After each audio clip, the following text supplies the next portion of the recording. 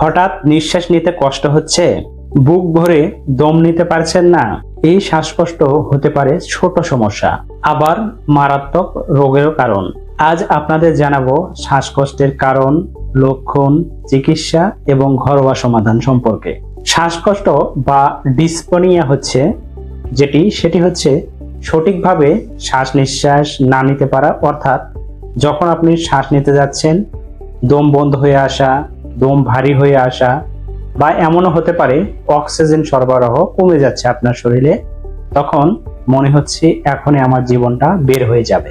এটি হতে পারে সাময়িক, আবার দীর্ঘস্থায়ী হতে পারে। শ্বাসকষ্ট হওয়ার জন্য প্রধানত 10টি কারণ দায়ী। নাম্বার 1, অ্যাজমা অথবা হাঁপানি। নাম্বার 2, ব্রঙ্কাইটিস বা pneumonia. Number 3, COVID-19 viral infection. Number 4, হার্টের সমস্যা বা কনজেক্টিভ হার্ট ফেইলিওর। নাম্বার 5, রক্তে হিমোগ্লোবিনের পরিমাণ কমে গেলে বা যাকে আমরা বলি অ্যানিমিয়া বা রক্তশূন্যতা। নাম্বার 6, অতিরিক্ত মেদ বা স্থূলতা। নাম্বার 7, উচ্চ রক্তচাপ। নাম্বার 8, মানসিক চাপ বা অতিরিক্ত দুশ্চিন্তা। নাম্বার 9, ধূমপান জনিত কারণে ফুসফুস ক্ষতিগ্রস্ত। নাম্বার 10, অ্যালার্জেটিক ইনফেকশন বা অ্যালার্জেটিক কোনো কারণ, ধুলাবালি বা কোনো পশু প্রাণীর সংস্পর্শে আসা অথবা পোকামাকড়ের সংস্পর্শে আসা। শ্বাসকষ্ট হলে কিছু লক্ষণ দেখা দেবে যা আপনার ভয়ের কারণ হতে পারে। শুধু দম নিতে কষ্ট নয়, এছাড়াও আরো বিভিন্ন লক্ষণ দেখা দেবে।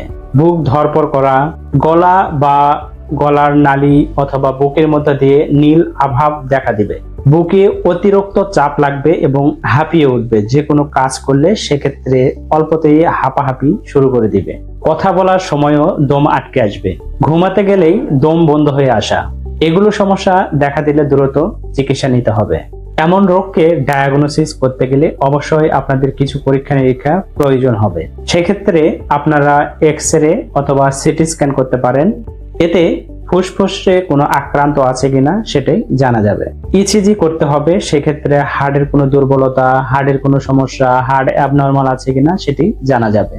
এছাড়া আপনাদের হিমোগ্লোবিন টেস্ট করতে হবে, যা আপনার শরীরে রক্তের পরিমাণ নির্ধারণ করা যাবে যে আপনার শরীরে রক্ত কম আছে কিনা, রক্তে কোনো ইনফেকশন আছে কিনা। এছাড়া পাশাপাশি সিবিসিটা করে নিতে হবে। বেশি পরিমাণে শ্বাসকষ্ট এবং সাথে যদি জ্বর থাকে সেক্ষেত্রে কোভিড-19 টেস্ট করে নিতে হবে। এবারে আসুন চিকিৎসা। কিভাবে এই রোগটিকে নিয়ন্ত্রণ করবেন। এর জন্য 2টি ওয়ে, একটি হচ্ছে মেডিকেল চিকিৎসা, অন্যটি হচ্ছে ঘরোয়া সমাধান বা ঘরোয়া প্রতিকার। প্রথমে আমরা মেডিকেল চিকিৎসা জেনে নেব। মেডিকেল চিকিৎসা